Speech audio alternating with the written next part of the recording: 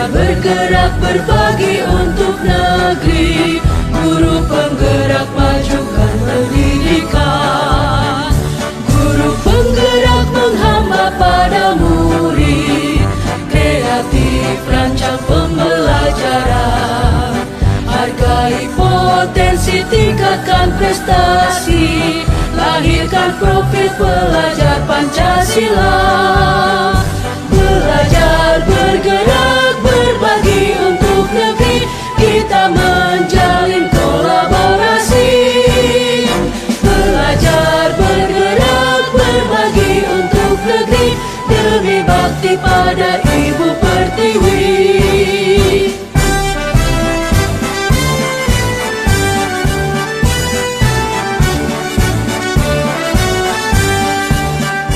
Bulatkan tekad, kuatkan hati, negeri ini memanggilmu kawan.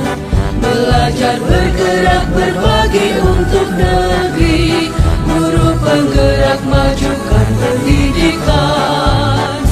Guru penggerak menghamba pada murid, kreatif rancang pembelajaran. Hargai potensi, tingkatkan prestasi, lahirkan profil pelajar Pancasila. Belajar bergerak berbagi untuk negeri, kita menjalin kolaborasi. Ayo cepat itu. Silakan. Ya kan kamu juga pikirnya sama kayak aku. Kenapa kamu gak pikir? Dan aku lagi males aja.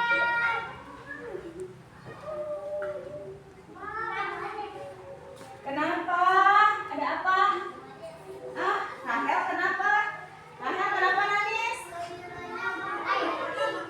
Ayo kenapa kamu mau pikir? Ayo duduk sini, duduk yuk.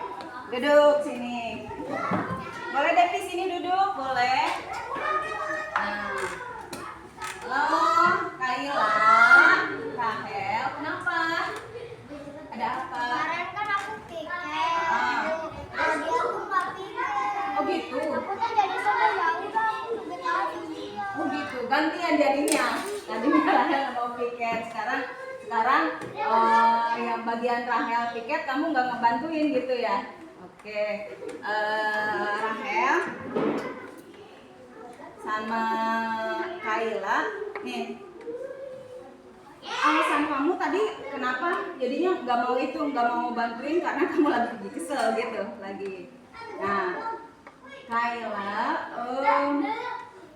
kita itu pernah berbuat salah ya. Ibu juga pernah berbuat salah, tetapi kalau misalnya seperti itu kan nanti merugikan orang lain kan. Nah, apalagi sampai mencubit Rahel gitu, itu tidak baik. Nah, kalau sudah seperti itu, apa yang akan dilakukan sama Rahel, sama Kaila?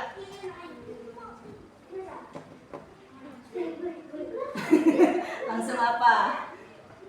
Ke Rahel. Minta maaf kenapa? Kaila kenapa minta maaf ke Rahel? Membuat hal yang salah. Hal yang salah, betul. Nah, Kaila, kan tadi Kaila udah tahu kesalahan Kaila itu ya, udah mau meminta maaf. Kan kita sudah punya kesepakatan kelas, sudah punya keyakinan kelas untuk apa? Menjaga apa? Itu biar bersih, dia menjaga apa? Menjaga kebersihan. Terus apa lagi? Menjaga apa lagi?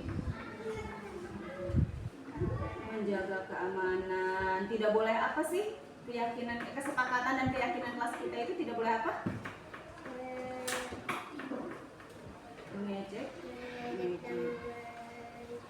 mencubit orang tidak boleh buang sampah sembarangan kan, harus menjaga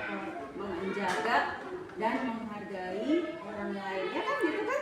Nah sekarang apa yang mau Kaila lakukan nih? Coba boleh minta maaf ke Rahel. Baik, nah sekarang udah selesai piketnya, kelasnya udah bersih, kalian boleh jajan dulu lah ya. Makasih ya Rahel sama Kaila.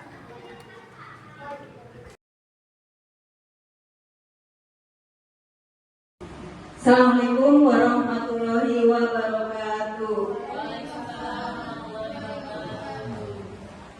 Yang saya hormati Bapak dan Ibu, rekan guru SDN Cikampek Pusaka 1. Alhamdulillah Rabbil Alamin, wa bihi nasta'in, wa ala umuri dunya wal din, wa ala alihi washabihi ajmain, amma ba'du. Pertama-tama saya ucapkan terima kasih kepada Bapak dan Ibu yang sudah hadir di ruangan ini untuk mengikuti diseminasi atau penyebasan modul 1.4 tentang budaya positif. Ya, apa sih budaya positif itu? Nanti akan saya jelaskan di slide berikutnya. Baik Bapak dan Ibu, sudah diketahui saya adalah calon guru penggerak angkatan 11 di Kabupaten Karawang. Mudah-mudahan nanti Ibu dan yang lainnya menyusul di angkatan 12 nanti.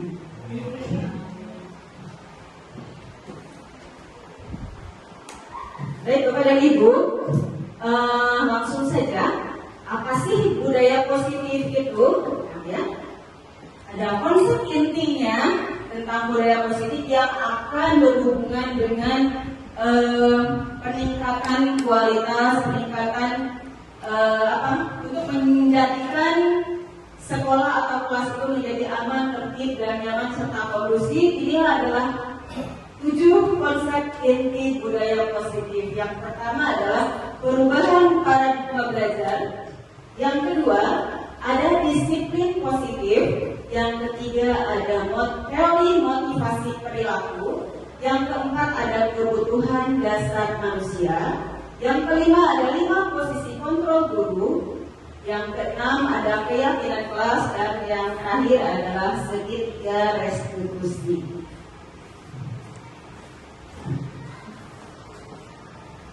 Diadakannya diseminasi ini, ya.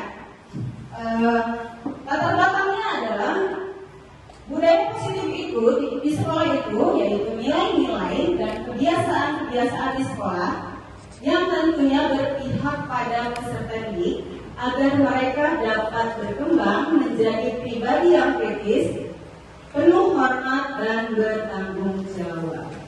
Itu latar belakangnya. Lalu apa sih perubahan paradigmanya? Perubahan paradigma itu yang pertama adalah untuk membangun budaya yang positif. Sekolah perlu menyediakan lingkungan yang positif, aman dan nyaman agar murid-murid mampu berpikir, bertindak dan mencipta dengan merdeka, mandiri serta bertanggung jawab. Ini perubahan paradigma.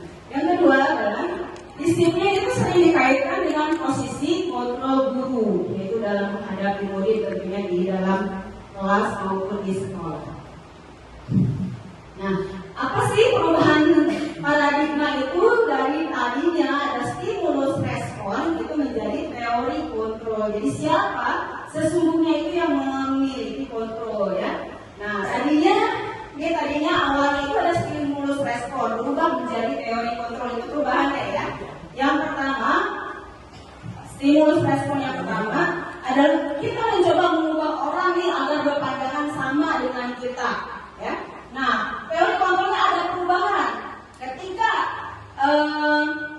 kita berpandangan bahwa semua orang itu sama, nah teori kontrolnya kita berpendapat bahwa kita berusaha juga memahami bahwa pandangan orang lain tentang dunia itu berbeda loh, tidak sama gitu, ya.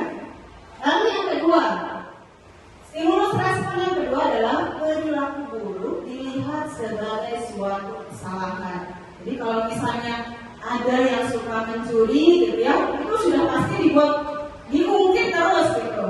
Ya, itu perilaku buruknya. Namun teori kontrolnya itu ada perubahannya dari stimulus respon ke teori kontrolnya adalah bahwa semua perilaku itu pasti punya tujuan.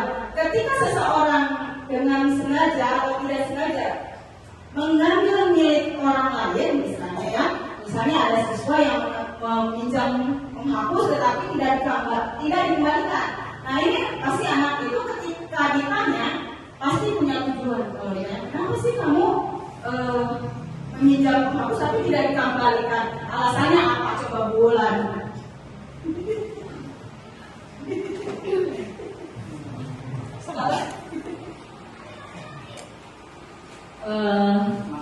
Ketika ada siswa yang meminjam menghapus lalu tidak dikembalikan, biasanya saya bertanya, ya seperti tadi ibu tanyakan kepada anak, kenapa kamu meminjam menghapus dari teman tapi tidak dikembalikan? Ada beberapa kemungkinan ibu yang diucapkan oleh anak tersebut. Yang pertama, aku tidak punya penghapus, aku pengen punya penghapus, itu mungkin, tapi dengan cara yang tidak seharusnya seperti itu. Kemudian ada mungkin kebutuhan apa? Kebiasaan, mungkin dari kebiasaan dia perilaku yang tidak baik, mungkin ya Bu ya, biasanya seperti itu, dengan cara seperti itu, jadi dibiasakan, ya udah ambil aja, gak usah dikembalikan, mungkin seperti itu. Baik, tepuk tangan dong untuk Ibu Lan. Nah, itu salah satu contohnya ya, ketika anak yang pinjam penghapus itu dianggap sebuah kesalahan, disebut si itu mah pasti juga kalau misalnya meminjam sesuatu gak pernah dikembalikan. Nah, ini adalah stimulus respon. Perubahannya ya seperti tadi, semua perilaku itu memiliki tujuan. Untuk stimulus respon yang ketiga, orang lain bisa mengontrol saya. Maksudnya gini, ketika misalnya Ibu Intan datang terlambat, Ibu Intan datang terlambat nih ke sekolah, harusnya ngajar jam 7, ternyata Bu Intan datang jam 9. Nih, Bu Intan mengira, paling juga dimarahin sama ibu kepala sekolah gitu ya.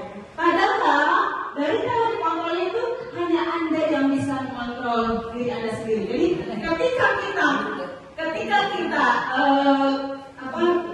melakukan sebuah kesalahan, gitu. Jadi intinya ada dalam diri kita sendiri ya. Jadi punya kita yang bisa mengontrol apakah memang harus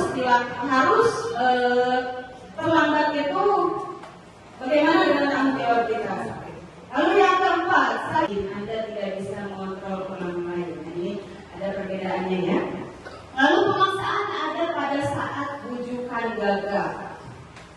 Teori kontrolnya kolaborasi dan konsensus menciptakan pilihan-pilihan baru. Jadi ketika Bu Intan ayo dong, misalnya gitu ya, Bu Intan ayo dong, kalau misalnya ikut kegiatan pramuka misalnya, tapi Bu Intan selalu tidak mau gitu ya. Nah, mungkin Bu Intan punya pilihan-pilihan sendiri. Saya tidak mau ikut pramuka, tapi karena saya sudah ikut karate, mungkin seperti itu ya. Jadi menciptakan pilihan-pilihan yang baru. Lalu yang terakhir, model berpikir menang atau kalah. Nah, ini stimulus responnya. Yang teori kontrolnya berubah paradigmanya, berubah menjadi model berpikir menang-menang. Maksudnya, ketika kita melaksanakan suatu kebaikan, misalnya ketika tadi saya kasih contoh, misalnya Bu Intan ketika datang terlambat, udahlah paling juga kalau misalnya nggak dapat ujian dapat hukuman misalnya gitu. Nah, padahal model berpikirnya adalah menang-menang. Maksudnya tanamkan dalam diri kita bahwa kita itu bertanggung jawab atas tugas yang kita laksanakan, bukan hanya untuk meraih penghargaan. Nah, apakah makna disiplin? Nah, ini ada beberapa definisi dari makna disiplin. Bukan boleh dibacakan nomor 1, makna disiplin itu apa? Satu. Disiplin adalah sesuatu yang dilakukan seseorang pada orang lain untuk mendapatkan kepatuhan. Kecenderungan umum adalah menghubungkan kata disiplin dengan ketidaknyamanan, bukan dengan apa yang kita hargai atau pencapaian suatu tujuan mulia. Nah, betul. Itu makna definisi dari beberapa kata disiplin. Yang kedua dong, Ibu Lela. Disiplin adalah sesuatu yang dilakukan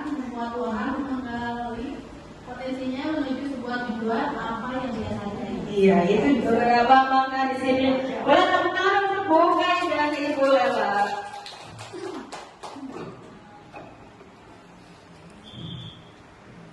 Ya. Ini ada apa ya? Disebut sebagai cerita mungkin. Mungkin disebut, bisa juga disebut dengan ice breaking. Anda dan teman Anda akan melakukan kegiatan cobalah buka. Anda adalah A. Coba dong, Ibu Mulan boleh ke depan, Ibu Trisna boleh ke depan. Cobalah buka.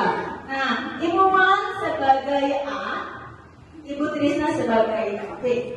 Nah, tugas Anda adalah mengepalkan salah satu tangan Anda yang Ibu Mulan bercepatan tangannya.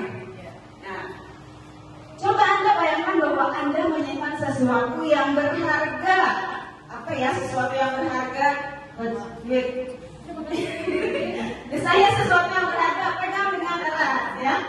Di dalam kepalan tangan Anda. Anda perlu menjaga benda tersebut sekuat tenaga. Anda karena begitu pentingnya dalam kehidupan Anda, tugas rekan Anda, nah ini berarti nulisnya ya, boleh membujuk, menghabis, mengintimidasi, atau memarahi, atau menggoda, atau menggelitik.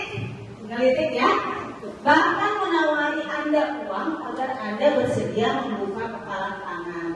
Cobalah lakukan kegiatan buka di atas dengan secara bergantian ya.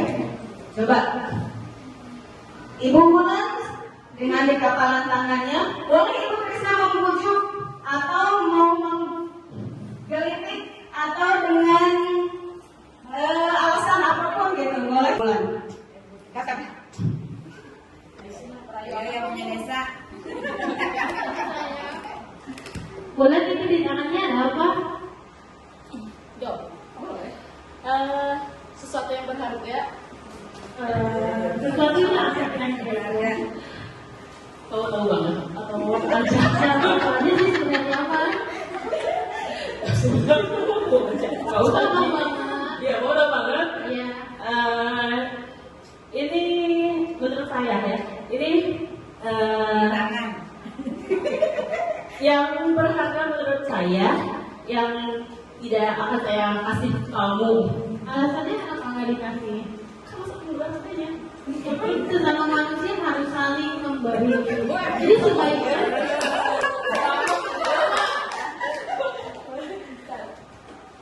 Jadi sebaiknya kita harus berbagi bulan. Walaupun itu berharga. Ayo bulan kita bagi bulan. Tidak mau bisa. Ayo kita nanti jajan, nanti kita dibagi dua jajannya. Kamu ya ayo kita jajan. Aku tidak mau, aku tidak mau jajan. Bulan mau apa sih? Mau diam aja. Jangan selanjutnya bagi bulan. Ayolah kita jajan. Begitu apakah kamu? Ya, untuk apa makanya minta dibagi dua sama bulan.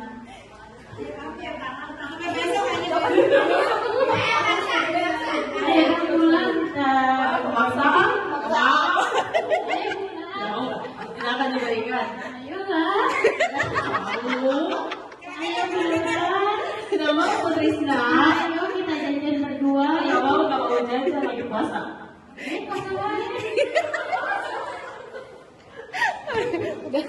Oke, baik, terima kasih teman-teman Ibu Mulan dan Ibu Trisna. Apa sebentar Ibu dengan apa yang ada dalam kepala tangan Bulan?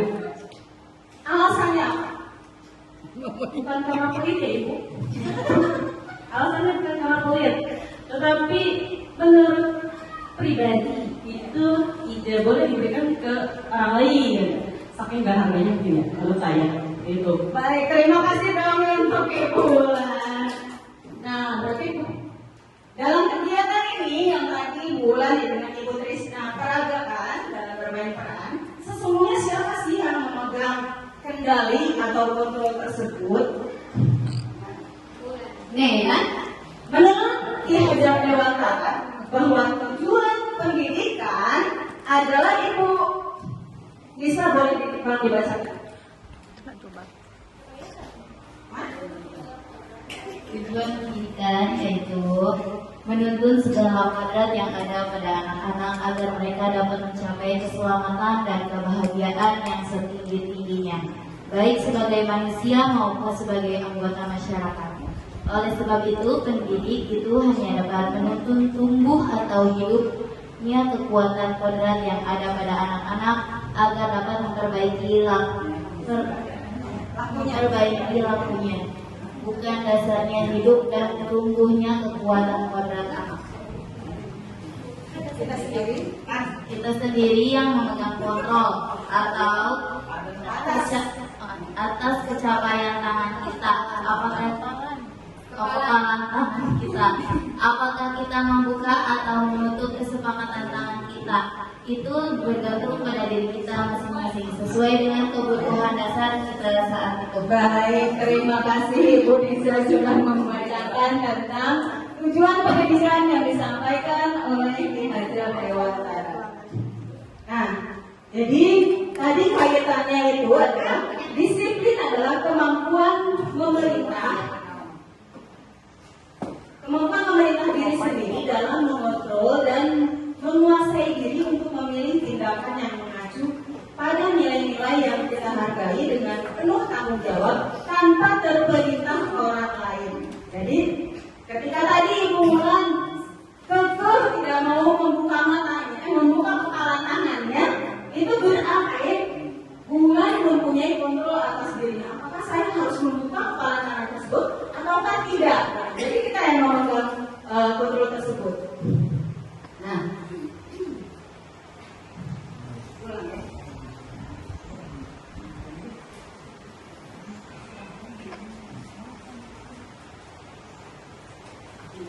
ulang ya.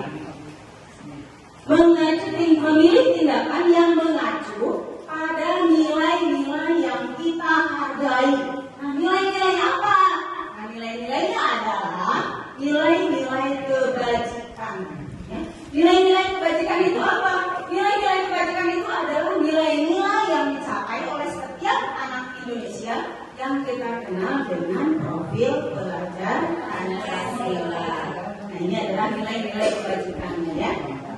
Yang sering kita nyanyikan, beriman, bertakwa pada Tuhan Yang Maha Esa dan berakhir mulia, mandiri, bernalar kritis, berkebinekaan global, bergotong royong dan kreatif.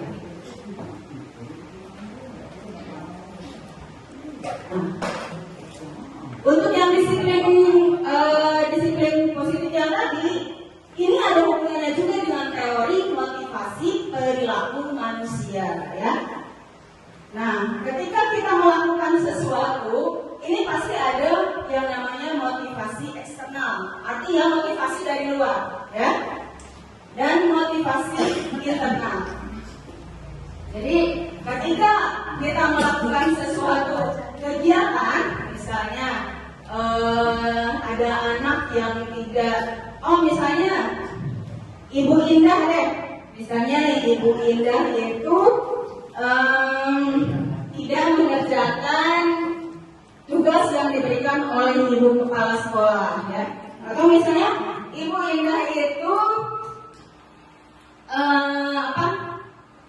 tidak masuk sekolah, tidak masuk kelas selama berhari-hari. Nah, apa misalnya perilaku Bu Indah itu contohnya untuk apa sih maksudnya kalau misalnya seperti itu?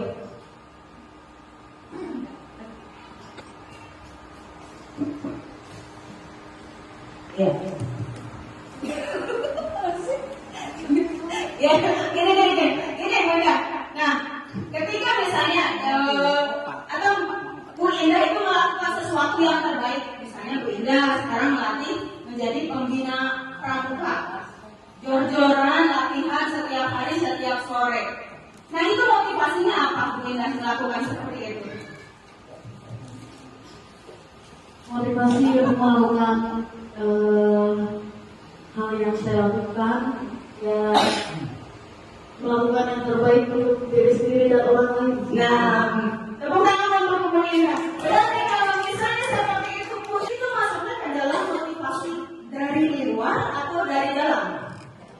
Dari dalam, karena untuk menghargai diri sendiri. Sedangkan untuk motivasi eksternalnya itu misalnya tidak mau dimarahin sama ibu kepala sekolah karena tidak melatih anak-anak misalnya seperti atau motivasi yang lainnya supaya dapat uang tips gitu ya karena misalnya melatih lomba. Nah, itu adalah motivasi eksternal dari sebuah kegiatan. Nah, Bapak dan Ibu berkaitan dengan yang tadi ada motivasi, ada motivasi, lalu ada disiplin positif. Ini pasti ada hubungannya dengan kebutuhan dasar manusia. 5 kebutuhan dasar manusia itu yang pertama kan? Ya, cinta kasih dan rasa diterima. Cinta kasih dan rasa diterima. Next dong, Ibu Trisna yang kedua apa? 5 kebutuhan dasar manusia yang harus dipenuhi. Kesenangan. Kesenangan, Ibu Nisa boleh?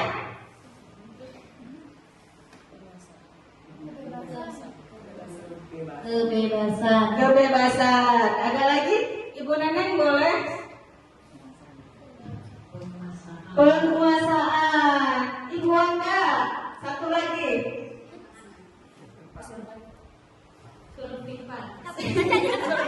Survival ya. Survival itu adalah bertahan hidup. Jadi kebutuhan dasar manusia itu yang harus dipenuhi adalah survival, artinya untuk bertahan hidup, cinta kasih dan atau diterima, penguasaan, kesenangan dan kebebasan. Itu adalah 5 kebutuhan dasar manusia. Nah, ada sebuah kasus.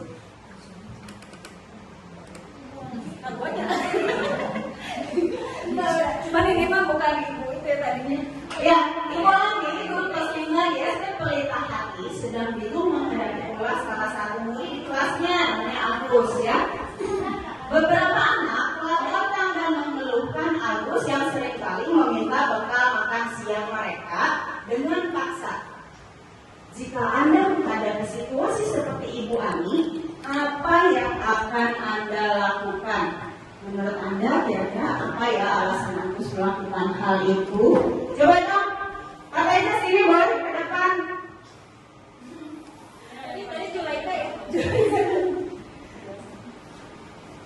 Kita bermain peran dulu ya, misalnya Pak Teja sebagai Agus.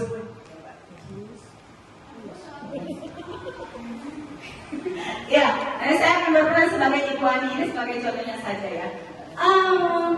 Agus, tadi Ibu mendapat laporan dari teman-teman kamu nih, katanya kamu itu sering meminta bekal makan siang ke teman-teman, betul enggak? Betul enggak sih kayak gitu? Betul. Kenapa? Saya tidak diberi uang jajan. Tidak diberi uang jajan. Kasihan sekali ya kamu. Iya, baik. Boleh Agus duduk dulu sebentar. Terima kasih. Coba kalau misalnya, tepuk tangan dulu buat Pak Teja. Nah, tadi Pak Teja itu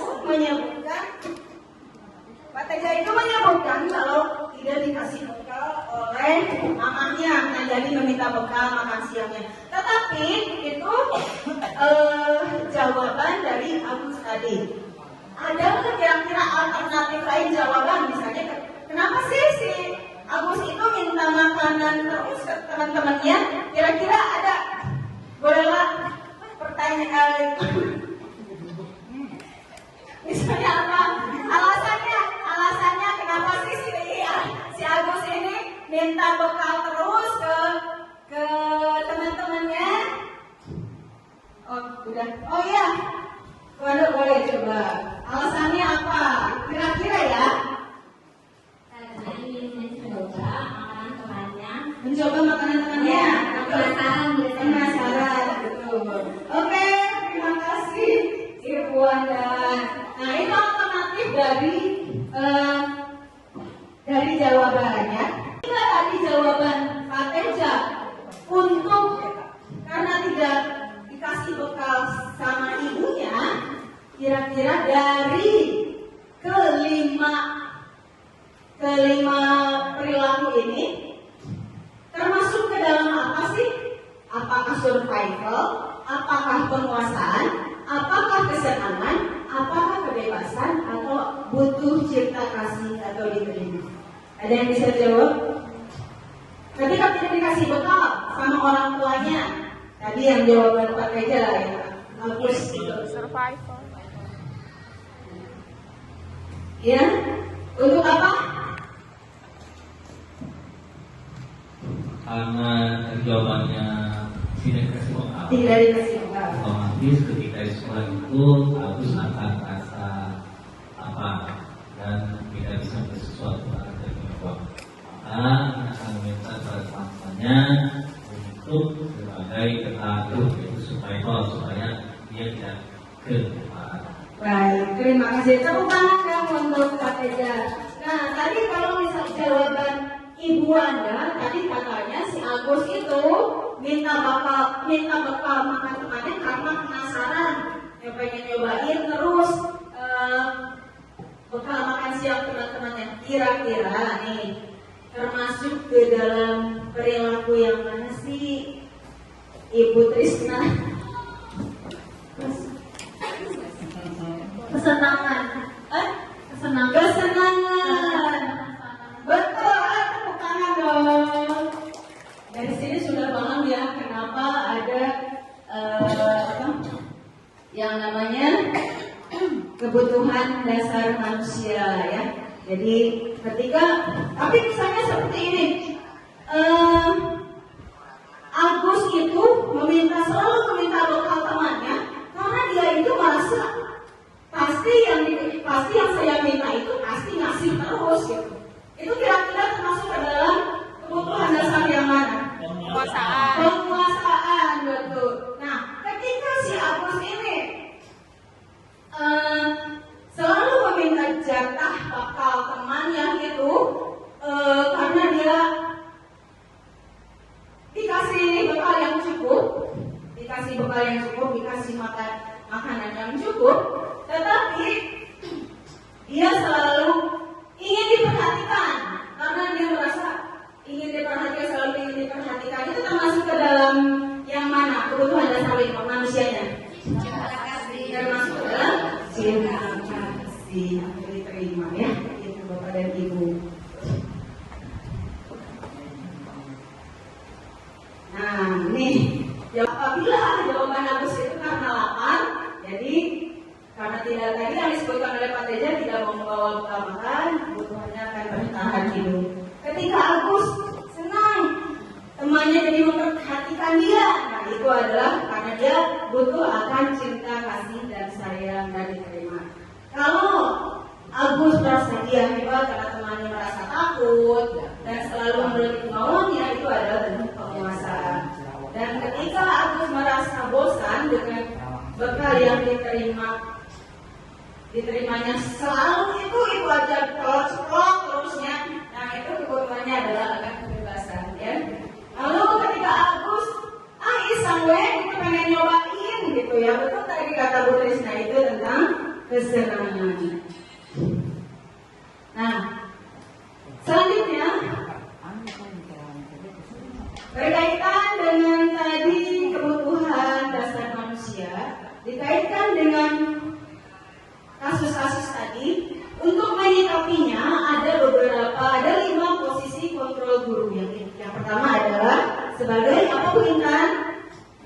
Penghukum. Yang kedua Ibu Wulan sebagai apa posisi kontrol guru? Sebagai penguat merasa bersalah. Boleh langsung ke Ibu Nisa. Sebagai teman. Sebagai teman. Sebagai pemantau. Sebagai pemantau. Dan Ibu Neneng silakan. Sebagai manajer. Sebagai manajer. Seperti apa sih? Gitu ya. 5 posisi kontrol guru yang sebagai penghukum itu seperti apa? Sebagai pembuat merasa bersalah itu seperti apa? Sebagai teman itu seperti apa? Pemantau seperti apa? Dan manajer seperti apa? Nah, ini yang tadi dijelaskan sama Bu Ina. Coba kalau misalnya boleh bermain peran lagi dong Ibu Anda, Wanda? Ibu Wanda boleh maju.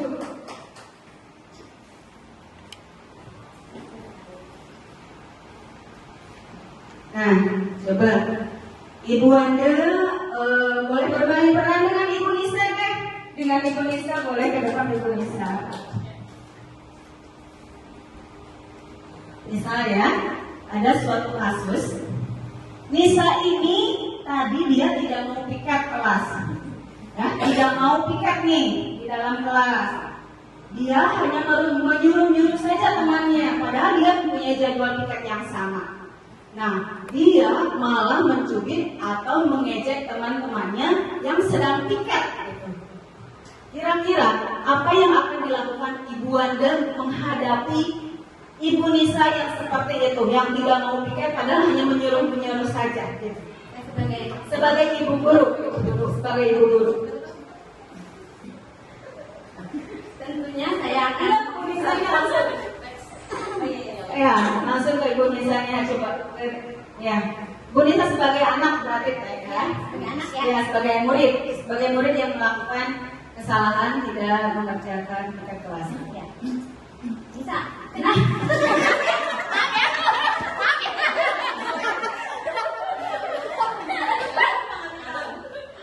Bisa. Kamu jangan begitu. Kamu kenapa nggak piket? Karena ingin cepat-cepat pulang, Bu.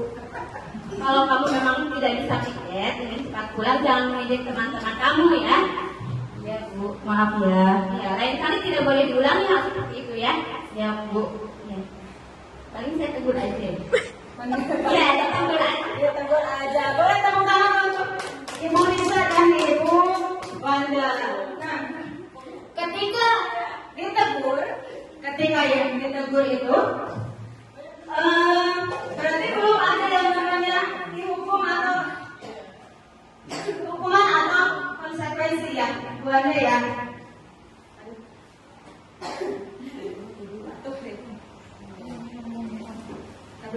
Kita boleh melakukan seperti itu, gitu ya. Ibu Wanda menegur. Nah, termasuk ke dalam apa sih kira-kira nih posisi kontrol Bu Wanda tadi ketika menghadapi kasus Nisa yang tidak mau piket tapi dengan menegur. Boleh Pak Teja.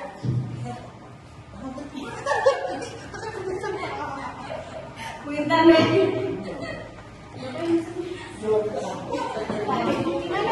Ya, tadi kan ada kasus Ibu Nisa sebagai murid melakukan kesalahan, dia tidak mau piket kelas, kan?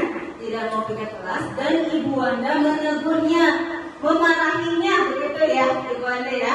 Nah, ketika perlakuan Ibu Wanda seperti itu, ada di dalam posisi kontrol yang mana Ibu Wanda? Pembuat merasa bersalah. Pembuat merasa bersalah. Kenapa Ibu Intan? Ya, karena bukan yang berintimidasi, tapi membuat bahwa sikap Nisa dalam hal mengejek teman-temannya itu Nisa merasa lebih baik, dan lalu sikapnya Bu Wanda itu kepada Nisa, jadi merasa Nisa bukan memperbaiki masalah tapi merasa bersalah.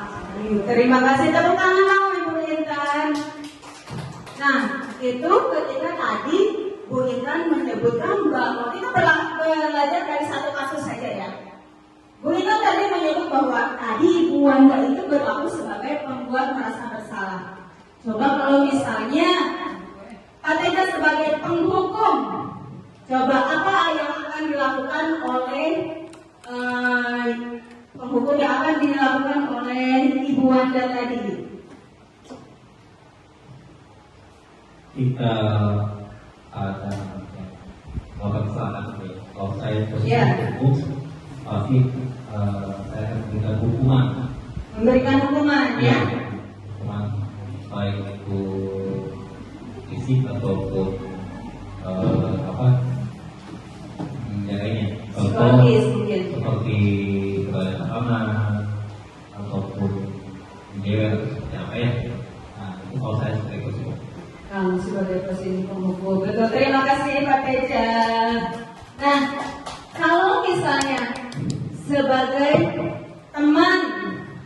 Coba dong, Ibu Trisna boleh dong dicoba. Kalau misalnya berlaku sebagai memposisikan guru itu sebagai temannya tadi, bisa apa yang akan dilakukan oleh Ibu Trisna ketika ada anak yang tidak mau piket? Memposisikannya sebagai teman, gitu. Kira-kira apa yang akan dilakukan oleh Ibu Trisna? Bulan boleh? Coba memposisikan diri sebagai teman. Memposisikan diri sebagai teman ketika tidak melakukan piket. Bertanya dulu kenapa nggak piket, kenapa nggak mau piket, alasannya apa. Kemudian bisa sebagai teman ya Bu, ajak orang tersebut bisa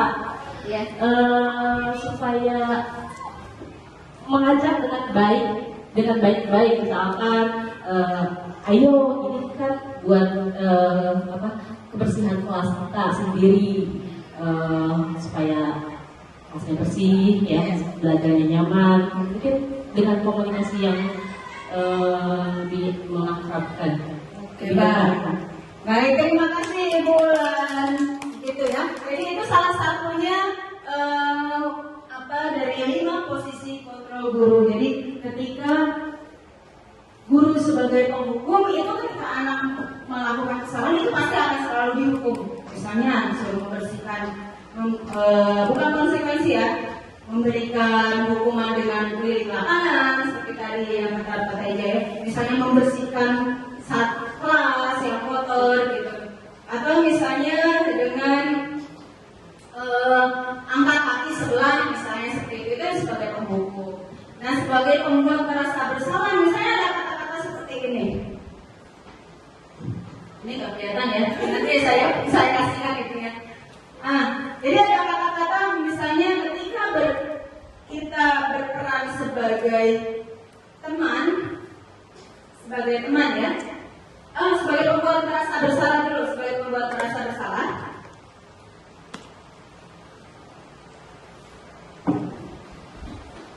Misalnya ada kata-kata sama ibu itu tidak bisa capek gitu, ngasih tahu kamu terus-terusan. Nah itu jadi anak itu merasa, oh iya kalau kayak gitu saya tuh salah, kayak gini tuh saya tuh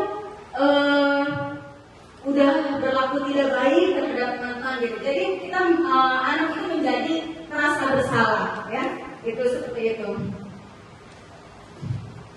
Nah, pernyataan-pernyataannya ini ya, untuk contoh yang mengatakan membuat orang merasa bersalah tadi, atau yang tadi saya sebutkan,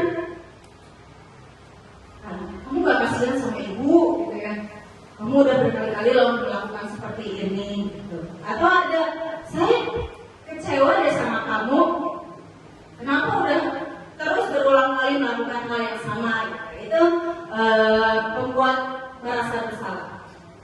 Ketika menjadi seorang penghukum, kata-katanya bisa bervariasi ya, ini hanya sebagai satu contoh saja.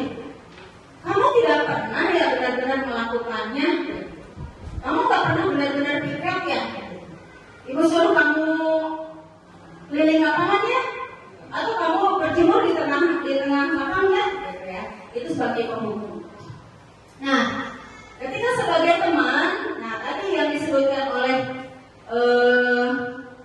Ibu Bulan ya, sama anaknya ini ada beberapa, ayolah lakukan ini semuanya demi ibu, demi bapak, demi kamu juga gitu. Itu sebagai teman, diajak duduk bareng gitu ya, diajak ngobrol. Lalu ketika mengatakan sebagai pemantau, apakah kamu sudah mendapatkan stiker bintang hari ini? Ketika Anda melakukan kesalahan, otomatis tidak dapat stiker kan, tidak dapat penghargaan. Nah, itu kita hanya memantau. Lalu yang manajer, bagaimana kamu bisa menyelesaikan masalah ini? Nah, ketika kita bersikap sebagai manajer, kita kembali lagi kepada anak, kita tanyakan lagi. Terus kalau misalnya kamu kayak gitu, terus kamu mau ngapain? Di jawaban anak itu kan bervariasi kan. Misalnya kata tadi Bu Nisa tidak mau melakukan piket. Jawabannya kan ketika ibu tanya, bagaimana kamu bisa menyelesaikan masalah ini? Baik Bu, saya akan piket lagi nanti. Baik Bu, saya tidak akan mengulangi perbuatan seperti itu lagi. Itu jawabannya variatif. Itu sebagai manajer katanya. Nah, ketika peraturan kelas diubah menjadi menjadi keyakinan kelas, itu tentunya pasti akan menjadikan lingkungan yang positif dan terjadilah budaya positif di sekolah maupun di kelas. Nah, keyakinan kelas tadi, untuk menjadikan disiplin siswa itu kita harus membuat yang namanya keyakinan kelas. Kalau di kelas selama ini kita membuat kesepakatan kelas, nah ini adalah keyakinan kelasnya. Jadi sebetulnya sama saja kesepakatan kelas dengan keyakinan kelas. Hanya saja kalau kesepakatan kelas ada kata-kata negatif, ya, ada kata-kata negatifnya. Sedangkan keyakinan kelas ini lebih ke kata-kata yang lebih positif tadi, ya.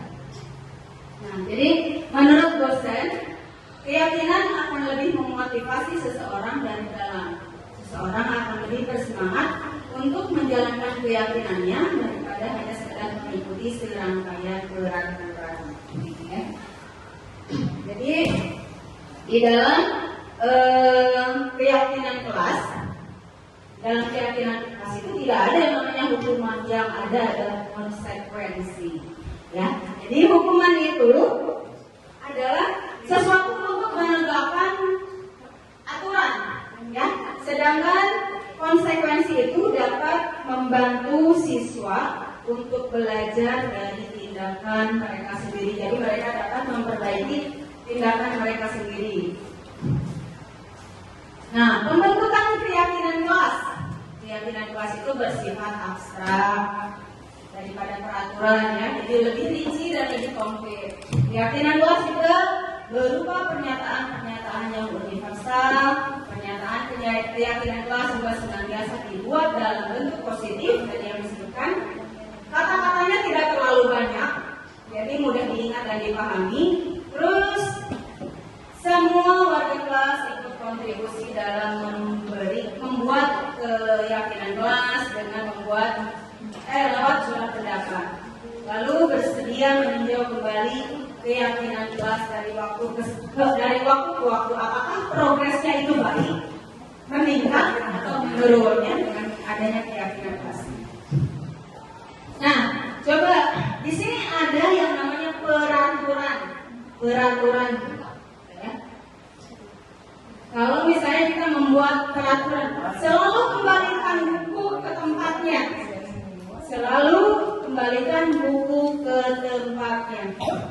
Lalu dilarang mengganggu orang lain. Hadir di sekolah 15 menit sebelum pembelajaran dimulai. Dilarang melakukan kekerasan, dilarang menggunakan narkoba, bergantian atau menunggu giliran. Gunakan masker, jangan berdiri di kelas atau koridor. Kalau saya sebut ke tempatnya, ini peraturan kelasnya. Kalau kita buat keyakinan kelas, kira-kira yang poin 1 itu, poin 1 ini keyakinan kelasnya apa sih, Ibu Intan? Selalu kembalikan buku ke tempatnya. Keyakinan kelasnya apa? Berarti sifatnya menyeluruh, ya, universal, ya. Simpan kembali barang ke tempat semula. Simpan kembali barang ke tempat semula. Oke, terima kasih. Tepuk tangan dong untuk Bu Intan. Coba yang kedua, dilarang mengganggu orang lain. Bukan.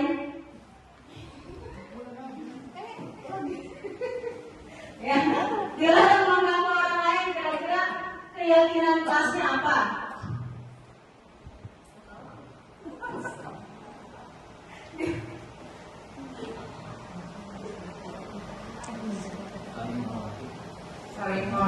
Saling menghormati. Oke, baik, tepuk tangan untuk Ibu. Yang ketiga, hadir di sekolah 15 menit sebelum pembelajaran dimulai. Bu Neneng coba boleh. Keyakinan kelasnya ketika hadir di sekolah 15 menit sebelum pembelajaran dimulai. Jadi kita harus tepat waktu. Tepat waktu, datang tepat waktu ya, baik. Tepuk tangan. Ibu Anda dilarang menggunakan narkoba. Nggak ada narkoba kalau manusia biasanya kayaknya ya. Coba kalau dilarang, hah? Oh, dilarang melakukan kekerasan. Apa nih kira-kira keyakinan kelasnya?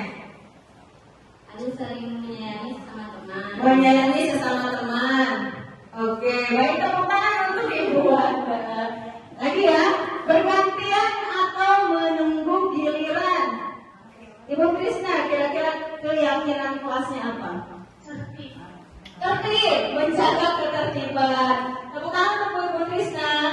Kalau Ibu bisa gunakan masker. Jagalah kesehatan. Jagalah kesehatan. Coba tepuk tangan. Yang terakhir apa saja? Jangan berdiri di kelas atau koridor. Kira-kira keyakinan kelasnya apa sih? Ini diubah menjadi peraturan, kita ubah menjadi keyakinan kelas. Jangan kembali ke filter. Apa ya? Kira-kira di Sinawang sih supaya tidak, kenapa anak-anak tidak boleh berlari di koridor gitu? Ada kecil. Ya, jangan berada di atau di koridor, bisa menjaga keselamatan diri.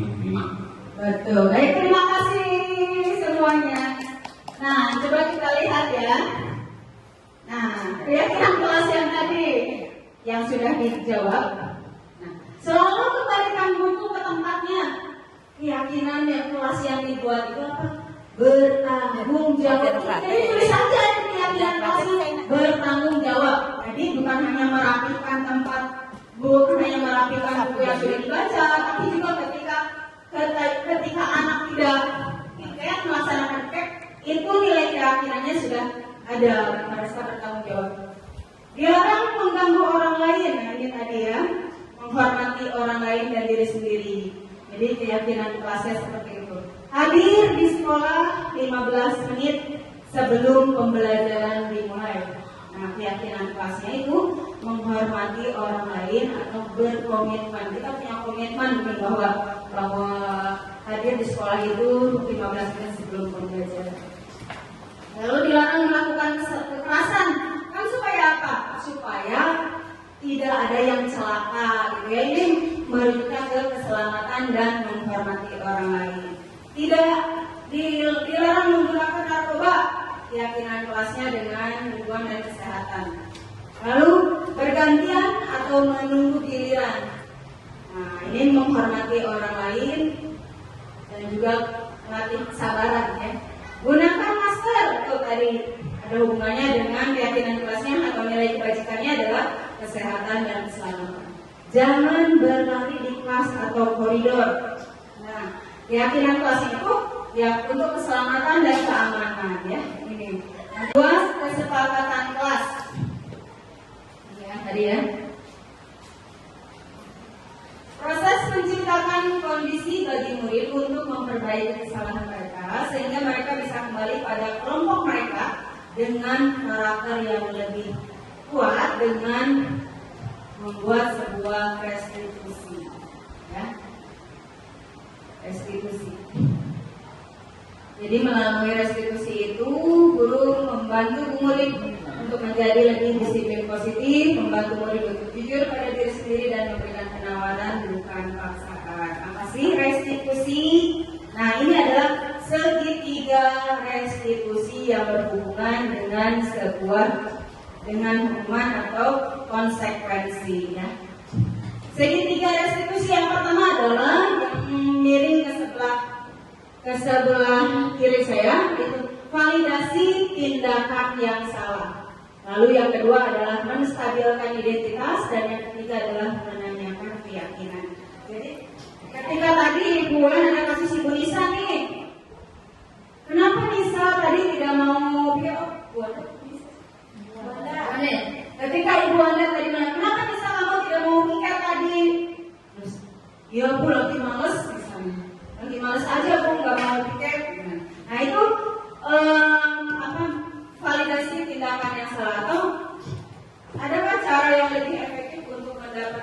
yang kamu butuhkan. Ini salah satunya ya, salah satu kalimatnya. Lalu ketika menstabilkan identitas, kalimat yang diungkapkan di sana, kamu sebenarnya ingin menjadi seorang seperti apa sih? Gitu ya. Kok terus-terusan melakukan kesalahan, misalnya seperti itu. Ini untuk menstabilkan identitas. Dan yang terakhir, ketika siswa melakukan kesalahan, tanyakan lagi. Kan kita sudah bikin kesepakatan kelas, kita sudah bikin keyakinan kelas. Terus kalau kamu bertengkar, kamu tidak melaksanakan tiket, keyakinan kelas mana atau kesepakatan kelas mana yang belum kamu penuhi, gitu. Jadi nanti, dia akan menjawab, oh iya Bu, tadi kita sudah membuat kesepakatan kelas, keyakinan kelas harus menjaga kebersihan, harus menjaga ketertiban, itu seperti itu. Nah, tahapan segitiga restitusi menstabilkan identitas. Jadi ketika anak yang pertama, misalnya, Bu Nisa boleh dong, Bu Nisa sini lagi. Tadi ketika Bu Nisa tidak mau tiket, atau boleh, Bu Nisa. Misalnya ya, ini saya perhatikan ketika saya posisi kontrol sebagai manajer dengan melaksanakan tahapan segitiga restitusi. Ini ketika misalnya Nisa tidak mau tiket ya yang tadi ya. Halo Nisa. Mana sih? Tes.